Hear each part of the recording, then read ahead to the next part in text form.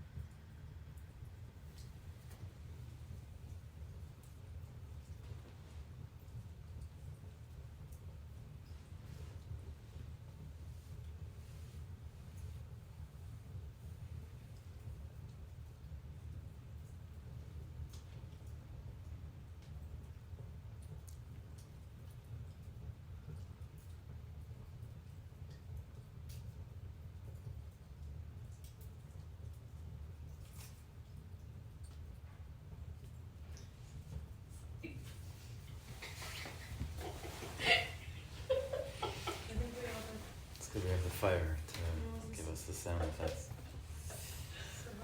I sleep with an open mouth. It's literally buzzing. So do I, right? Alright, so we'll do like a quick summary. I think also last class I dropped some pretty heavy statements and maybe I didn't explain them so well. I got some comments after from some other people. Really? Just one. Mushroom? No, like after. Oh. There are some people that listen. Okay. I know. So it was like, if you learn Tanya, I don't know about the whole not that davening doesn't matter type of thing. Oh, I knew you were going to get heat. Yeah, but that's okay. It wasn't so explained. There's a process there. But I don't know if I'll get into it now. So just like a quick summary of what. But I would love we're to doing hear here. whenever you want, whenever you're ready. Thank you, man. You're welcome. Okay, so interestingly, we're actually want to talk about Pesach a little, and this mimer totally talks about Pesach because we're actually trying to figure out the connection between the psukim that speak about leaving Mitzrayim and going to Eretz Yisrael and this pasuk of Veyodata Hayim about knowing. And just as a side note, Veyodata means to know. It means das. You have chachma, bina, and das. Das is when there's a connection. It's not just knowledge anymore that like is just stuck in the head. It's now experiential. That's what das. And when you have das and there's a connection, there's actual movement. There's change. So maybe this whole mimer is actually trying to make something really, really real, and not just in a intellectual way, but in an experiential way. And when it's experienced, you automatically have change. So that's how I see this mimer anyhow. So maybe it's not a coincidence that the mimer is called Veyodata, to know. Okay, so before we can figure out the connection between Yetzias Mitzrayim going at Eretz Yisrael and this pasuk, we have to understand what it means in this pasuk that he says, Havaya is Elikim. And so we explain the differences between Havaya and Elikim. Havaya being an unlimited flow and unlimited energy. Elikim being a limited and specific energy. And we explained how could they all be one if they're completely two different functions. We then explained how they both come from the same place, from the same Atmos, the same God, let's just use that word, that the same place the unlimited flow comes from, the same place where the limitation is coming from, and so they actually function as one. Yeah. And then he began to explain how if there was no Elikim, if there was no filter system, then the light would just be overflowing and there would be no outsiders to receive from it. It would just be invisible. Like sunlight, if it doesn't have anything to reflect on, it's as if it doesn't exist, even though it does. So that's the why we have this Elikim energy. And then we went in to explain that at the end of the day, there still seems to be a contradiction between unlimited light and a filter system. He's still blocking the light. So how can you say it's one?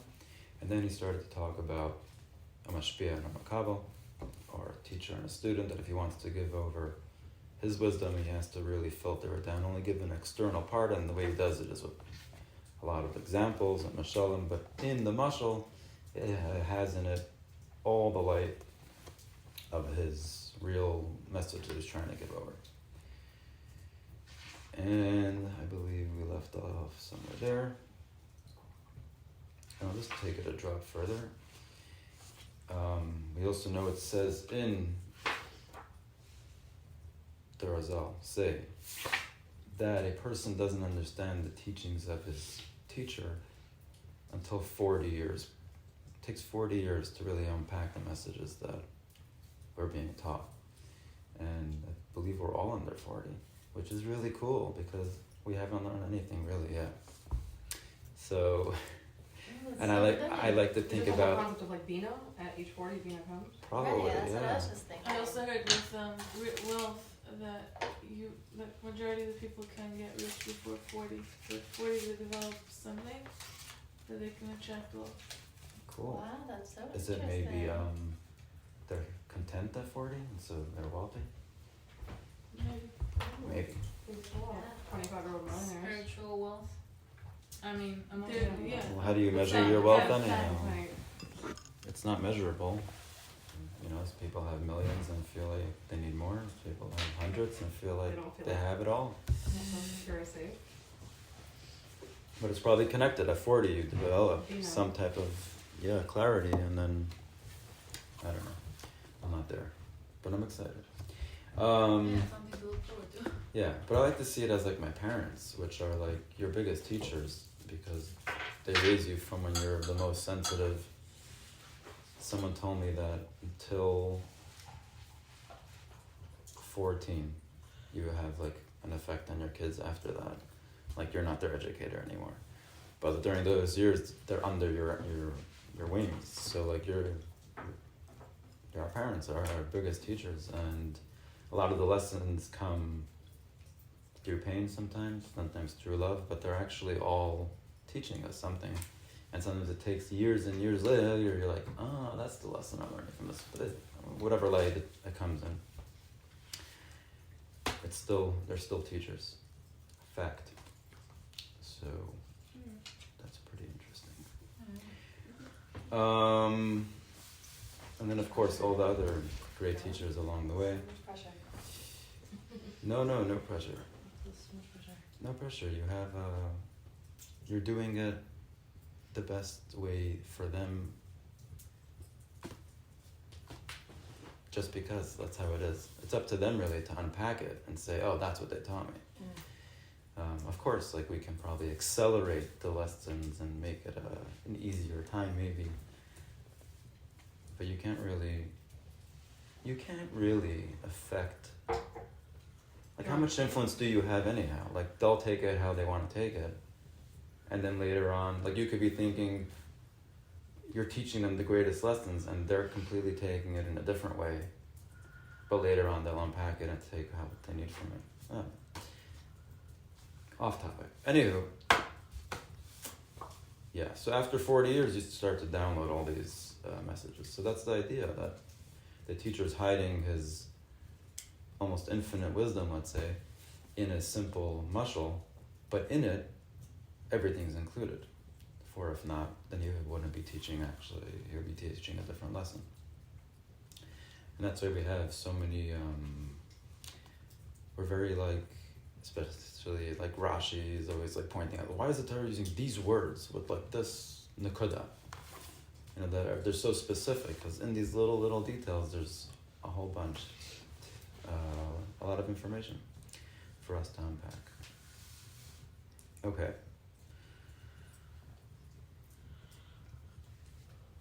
Right, so now it takes the student has to work really hard to unpack all of this information to get to the depth of his teacher's understanding. And when he does, something very interesting happens. Wake up. The teacher and the student now become equals, because the information that the teacher gave him, the student has now unpacked after, let's say, 40 years or less, possibly if he works very hard, he unpacks and he gets to the original wisdom that the teacher tried to give him. The only difference is that the teacher, from his point of view, there was never any obstruction and never non-clarity. He sees from above to below, he sees the whole picture very clearly, and then he dresses it up in examples and passes it over. But he never, the examples never blocked out any of his information, because he's the one delivering it. It's very clear for him. The student does an opposite process. He has to now take all the examples and try to find the real truth in them. So one's called Ar Yashar, direct light. The teacher has direct light. He knows his message and he's delivering it. And the student is kind of going in reverse, Ar Chayzer, and has to unpack the mashal and find the wisdom that's within all this seemingly non-relevant information. He has to find the real depth that's going on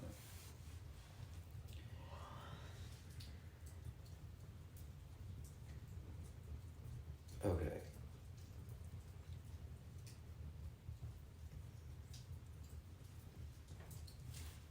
All right, so it comes out that from the teacher's point of view, it's never any blockage. This whole Shem Lekim process never really exists. For him, the light is the same. He's just dressing it up with all this stuff, but it's very clear for him. It's only that from the student's point of view, there's a little bit of blockage. But without this blockage, without the dressing up his wisdom in mashals and and limiting his delivery, then the student wouldn't get anything. If he delivered it as is, it would confuse the student. We spoke about this many times, and I think that's probably, I don't know if I said this last time, that's probably like a trauma response. You're clouded with a lot of information, you don't know how to process it. It becomes not just not understood and flies over your head, but actually it disrupts your senses. It's like overload, and then you can get very confused. So it's very important for him to actually filter this thing. Okay.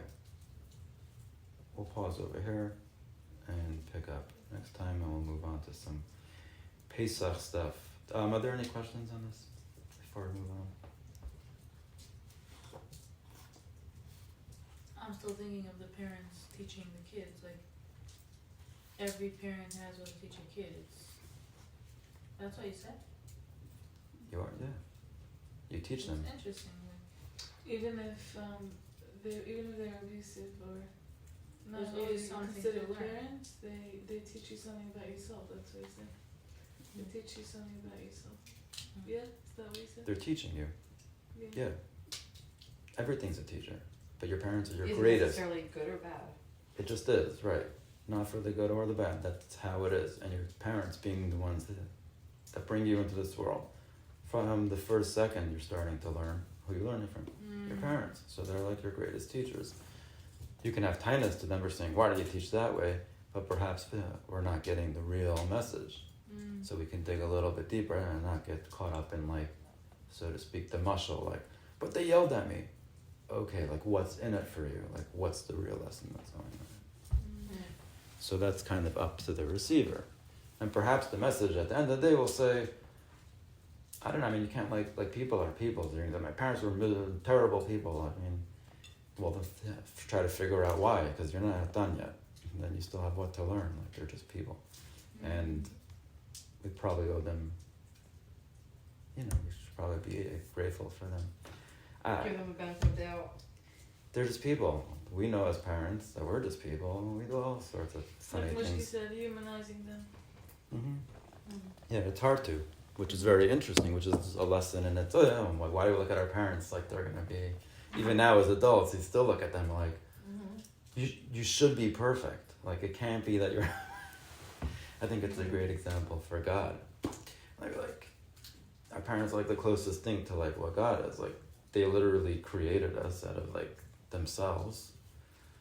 And like they should just be like perfect. And maybe that is perfect with all these different, the humanization of them is their perfection. Oh, they're actually people. But Interesting. we're not humanizing God. So how is that in relation to God? Well, if you look at like all the stories in Torah, like God got angry, then God asked forgiveness, and then God did this, and like it shouldn't it just all be like smooth? That's part of perfection. Yeah, you get angry, you this because we're expanding the whole time. There's different experiences. If it's a God that nothing, it's just understood as like perfection that's like, what is it? So I'm not humanizing God because it's not a human thing, but we're created in the image of God. So God has attributes. It's a mashal that God got angry, obviously. Yeah, because he's not a person. Right. But he does have all, like We get the traits from him. We are made in his image with everything we have, all our emotions and all our intellect and all this whole process of understanding is how it works spiritually. So what does it mean if he has all these emotions in the form of a mushal? Then why, going back to what you said last week, what did that mean? Okay. So All right. So let's get into that. So let me try to break this down. It's people to think it's very kfiradic, so I apologize. You're welcome to think of God however you want. It's God of our understanding, as far as I understand. So either way, we're going to understand it differently because we're all different people with different brains. So it's not such a big deal if we're talking about something that's called God that no one really understands, or we do understand, but all in our own way. Like that's how it has to be. We can't all understand it the same way. We use the same words, but they're kind of meaningless. I think God is the most meaningless word ever. God. Like, it doesn't mean anything. So, based on this mimer, and what we're learning until now, it sounds like, if I can use it sounds like there's this thing, we'll call it God, that exists without anything else. There's nothing there. It's just him alone. Then he starts this process of trying to create an outsider. So his light's shining, but with nothing there. So he puts in all these filtration systems that create, so to speak, an illusion of like, oh, there is light, you see? It's really hard to explain. And then that process repeats itself a million times, but ultimately to create a world that has like a physical reality and the one we live in. But from the beginning till here, it's been the same light. That godly light that's been shining the whole time hasn't changed. It's just, it gets bended, it gets bent through different curtains and filtration systems, and at the end of the day, because we created so many parts, we can now create a physical experience. It's so removed from the source. But the light that's keeping us all alive is the same light. The light hasn't changed at all. It's just a lot of filtering. So what is that light and what am I? I'm just like, and it's kind of in a game played with this light to create me, so that I can experience an outsider. That was like the whole purpose. There should be like, there can be other parts that have like, how does anyone experience the light if there's no one outside to experience it? So he made this whole thing, so there's outsiders. and we look at ourselves as like the outsiders to experience God. But if only God exists anyhow, and it's his light, so the whole thing is God. There is no really me as like myself, and there is no God as a separate part. It's all one thing. So really, I am God. You're a continuation of the light, you're saying. Yeah, I am the light just through this whole process, so I can basically get out of myself, and then I can try to refine myself and refine myself. Like, that's what's happening. What? Does that make sense? Does it make sense? In other Look words, at let's take an example of the physical world. There's us. We're people. We think we're so separate. Then we have like a kid. How's the kid created? It's literally a part of the father and a part of the mother, not like a separate entity. And everything's in it. Otherwise, how did the kid turn out to be, from a tiny little drop of sperm and an egg?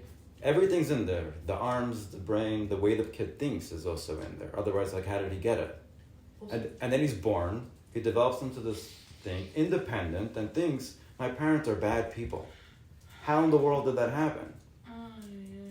How did that happen? Or they're good people. It doesn't matter. But he thinks himself as an outsider to his parents when he's a direct continuation of his parents. He's like literally their DNA. And for a lot of generations already, it's just this one continuum. Yet we feel so separate. These parents also feel like they're bad people, so it goes over to the child. That she feels like she's a bad person, and her kids. Even more so. So we're really just one continuation, but we feel like we're separate. Yeah. Well, that's the same thing. Now think of that just spiritually. There was a light, there was a this, whatever, and it's made all these filtration. Think there's an outsider. It's the same process. This is just the mushal, and that's the nimshal.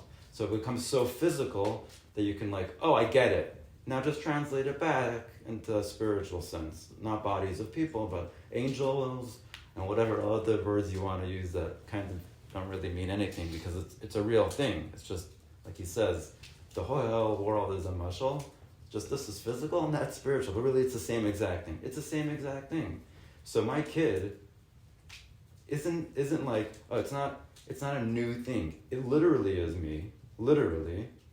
Yet we feel like we're separate and we're trying to unite almost. Like that's like our whole mission to understand each other and see where we come from and reconnect or whatever.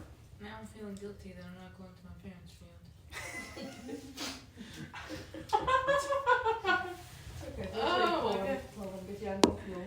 No, I'm so constantly good. Like, what type of daughter am I love you, but I want space for But you. my happiness comes first.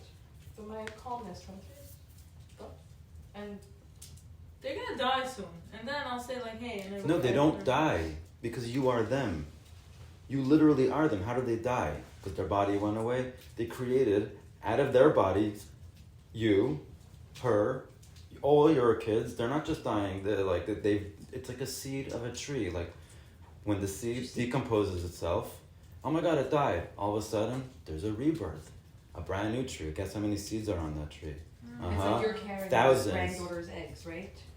Right. Yeah, You're carrying forever. your grandmother's eggs forever, and your great-great-grandmother carried your eggs. Oh, it's so Literally. complicating. Even if you don't have Crazy kids and you die and you decompose in the ground and worms come and eat it, life continues. It's just an evolution. Wow. It never ends. It never it's ends. one big picture. It's not separate. Right. That's So what now, you're saying? yeah. So now tie it back into what is God and what is all this stuff? You really have to make it real to you. It's not an outside entity that when we go to shul, I'm davening to God that created me. That's something separate from me. It's not separate from me. So when I'm sitting in shul, personally, not all the time, because it's hard to sit in shul and daven. And there is value. There is value of going to shul and davening for hours because it's a practice that you keep up with. Like if gym was important to you, even if you don't work out every time you go there, but you keep up that time slot is saved for this thing. Sometimes you'll have a good davening, but I think a good davening is not about losing myself and trying to connect to something that's I don't even understand. It's more like It's trying about to connect. showing up, I think. Just Also, in general, just just for showing sure up. value in showing up. And connection. Yeah, but hopefully not just showing up and doing nothing. At some point, you want more than that. There is a machlokes if like mitzvahs need kavana or not. And nowadays, I think the halacha is they don't need kavana. So a guy comes, puts on tefillin, you light your What's the Shabbos point? candles. But Right, but the point is was to very do it. Maybe it's just important. because it was about showing up. Because I think also, one second.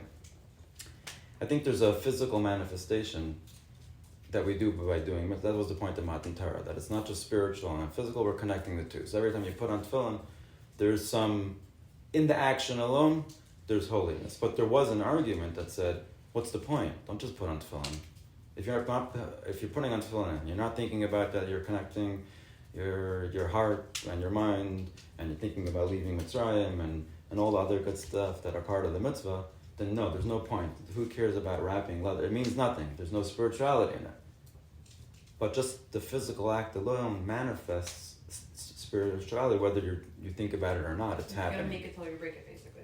And You also, pick it till you make it. also you'll fake it till you make it. Also, it is a holy act. It's a holy act, right? Also, sometimes But that- action brings about love. Right. Yeah. There's reasons, There's a million but there was a things. thought process that said no, you need that spirituality, and I'm going based off that. Coming to shul is valuable, but when you do have the kavana, and what I don't think sitting there and like trying to find something that's outside of you, it doesn't really like. It's a distraction. And people are always like, I daven to Hashem, I daven, and like, what does it mean to you? You're just davening to Hashem. Like, do you accept that what's happening to you is also from Hashem, or you're davening for something else? Because if you believe in Hashem, what you're getting is what you need. And if what you need is, then you're more like thankful all the time, and it just changes the whole perspective. It's not like Moshke's father said by the Shleshim so beautifully. Her mother, I guess it was like probably a week and a half, 2 weeks before she passed away, and she said, "What are you going to tell all the people that said Tehillim for me?" So he said, "I'll tell them that it worked." And you'd be like, "What do you mean it worked? She passed away." I don't know what work means, because it's not like what I decide. It's much deeper than that. So I'm not davening for like what I think should be the result, and then when it doesn't happen, I say, "See, God's not really there." Then like, who you're believing in anyhow? You just want things to be the way you see it. It's a very limited. It's a limited belief, and like, is it even belief? And people say, "I had B'tachon and it didn't work." Well, the story's not over. So yeah. I mean, like, this is part. Do you believe? You have B'tachon. It means to rely. It's like literally falling back in your chair and saying, "Whatever happens, I'm in good hands." So the story never ends. You know, but when you say that, I question always like when they say like we have to daven that Hashem should like forgive us and like wipe us clean or whatever. I'm like, what do you mean? Yeah, what Like, does Hashem mean to you? So this year's slichas for me was actually completely different. I'm sitting here davening, I'm showing up like, "You forgive me." I'm like, I need to forgive me actually. So I come to shul, and we use all these terms like Hashem, and like all these attributes of kindness that we actually have in us, and we can forgive ourselves. It also says like mitzvahs that are between man to man, you have to ask forgiveness from them before Hashem could forgive you. So what about averos that I do to myself? Who am I asking forgiveness from? oh my. Like, I also need to forgive myself and be a little bit of an outsider to myself. Yeah, that's how I understand God. It doesn't matter. Everyone will understand it their own way. But it doesn't make sense. I don't know. For me, it works, and my life's been much better. Like this, I feel way more holy and Jewish. Call it reform if you'd like. I don't care. You know, I don't know what you said last week, but I feel like davening and putting tefillin, let's say, is two different things. It's davening It is two different things. exactly connecting. It's Right. not an act of holiness. But it If is the also point is connecting to Hashem or Right, but there's like a text that they gave us. So we'll sit there and like, I just need to read these words, and they're a pain, supposed to read them very quickly, and then let's leave. Like that, it's a checklist. Like, is there value in that? Yes, there's also value. But if you like stop and notice that this is not about trying to go outside, it's about going inside. So it becomes a little bit easier to do, because like, this is self-care. This is not about like me needing to do God a favor and come here and say Hebrew words. I don't think there's a God that cares about that. There's something very anchoring about davening also.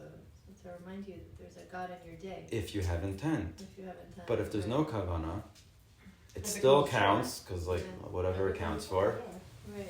but But it's if there it's isn't half. that, then it's I like love what my sister says. I love how she explained the brachas. I'm looking for a word. It's like a meditation. Like that's what it's really supposed to be. Mhm. You know? Yeah. So one of my sister explained it. One of the brachas says, "Thank you for Giving me all blessed my are you needs. for not making me blind, maybe, Yeah. or giving me clarity or whatever." So she explains it. Yeah, what does that mean? For like, thank you for opening my eyes to things that are a blind spot to me in my day. Mm. Sometimes something's happening and instead of being grateful, you're like, you know, you diss it or you're upset about it, but sometimes it's a blessing to be able to see the blessing around you, to be able to Wow. see past the challenge, you know, or whatever. We can have our own blindnesses and like there's so much in the davening to understand in different ways if we try to, which I really love. The brachas have a lot of meaning in them. Just the morning, like I haven't blessings. said them in years. You know, I started No, saying me that too. after when my Kind of mother makes me got want to sick. say that blessing. Just like, okay, I everyone. Like, Yeah, But you know like, what I literally used we have to- different messages. Yeah. Mhm. Yeah. I used to at a certain point when I said them out loud, I would say what it means, and then like at a certain I remember my kids asking me after me saying this means this, right? I'm like, I love oh, really? You really listen? it's amazing. Yeah, I actually, love knowing when you do if you that. don't know, then what's the point? Yeah, like Right. a whole conversation. But Oh, I love that. I actually have a translated sitter. Should really look at it more. But there's so much meaning in the translation that I feel like you everybody can has to make it understand. themselves. You have to understand for You yourself. really have to make it your own. Like, kind of journal it. yeah, and also write every little day you can understand it in a notes different way. underneath. Like Right. every day it can mean something Yeah. else to you. There's a sitter that just came out, I think, that has all these like meditations in it with the davening. Really? Yeah. We gotta Oh, put look some into it. time in Yeah. our calendars. I'm like, oh, I should really daven more. Like I don't. The brachas I say because when my mother got sick, there was so little she could do. She could hardly walk, rose to death, and nothing. And like, these brachas are literally just for like the physical act of being alive. Just like Ashwayata. Like that's it. It's so I say simple. It's so basic. Ashwayata. You do really? It's the one thing, not every time, but most of the time I say it. I'm like, it's the one thing that just stuck to me because it's all about your physical things. Yeah. Literally. Alright. And it's so Yeah. true. Like if Okay, something goes wrong, then let's come back. Being able to use the bathroom is torture. yeah. Great insight. Shkoyach, guys. Let's move on to Pesach, and then yeah, this is it's an open-ended conversation though, and because it's unlimited, like it's sourced.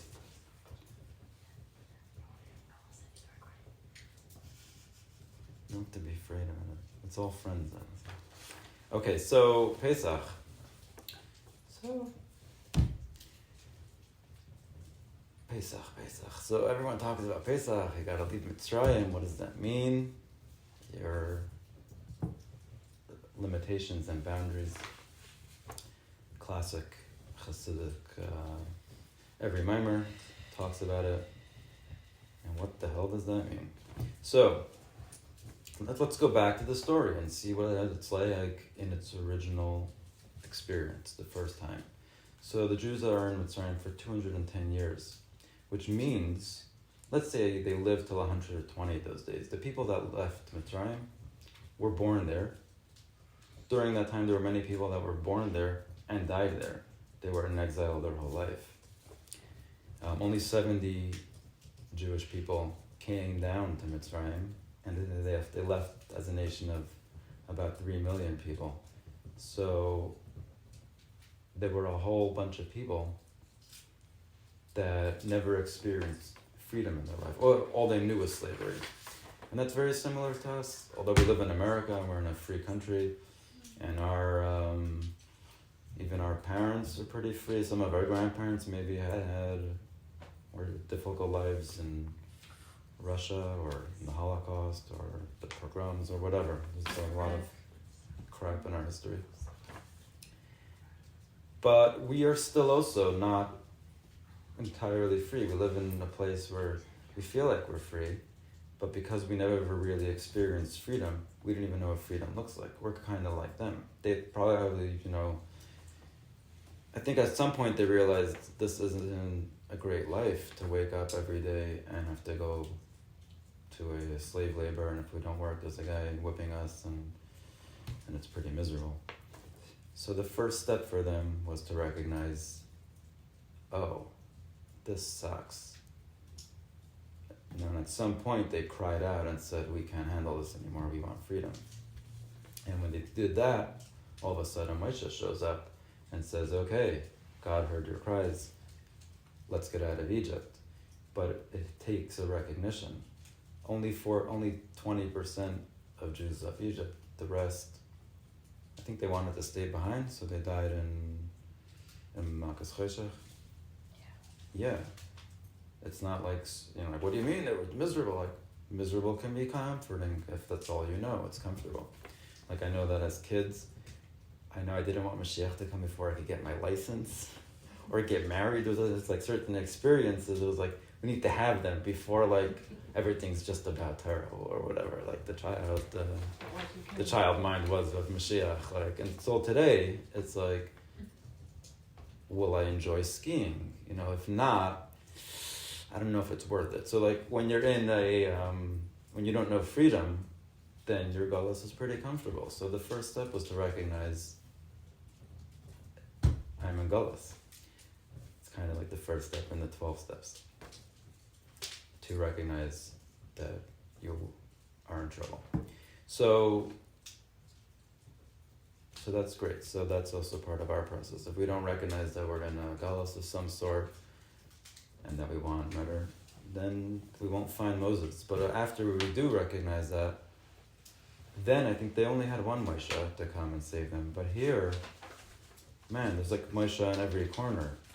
There's so many ways out of Galus. There's like, whatever it is, you have a therapist, there's friends, there's rabbis, there's like information from here to there of like what it will take to get out of any state of suffering, no matter what addiction you might be in or condition or, I don't know, mental health diagnosis you have. There's like so many Moseses all over the place, but you got to first recognize that you want better. Then what happens is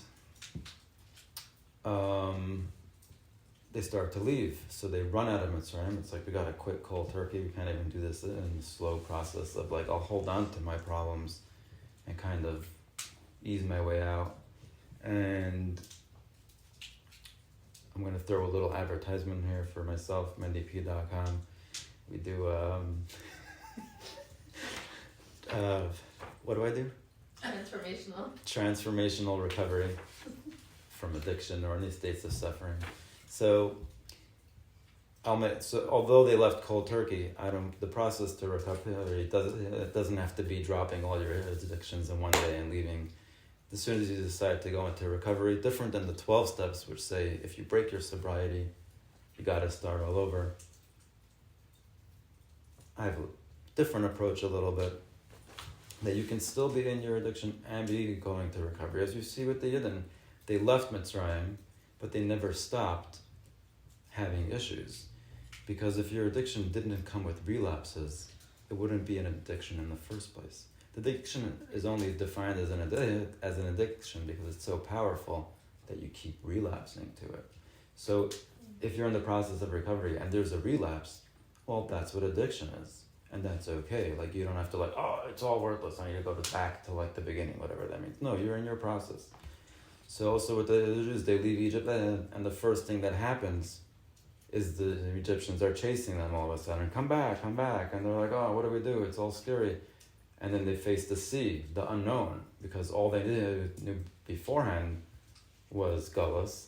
Now they're faced in a sea, they don't know what freedom looks like. So do we cross the sea? Or some people said, F it, let's go back to Mitzrayim. Maybe it was terrible, but it's my comfort zone. I know that if I'm having a hard day, I can light up a joint, or go shopping, or drink a cup of alcohol. Like, I know what I can do.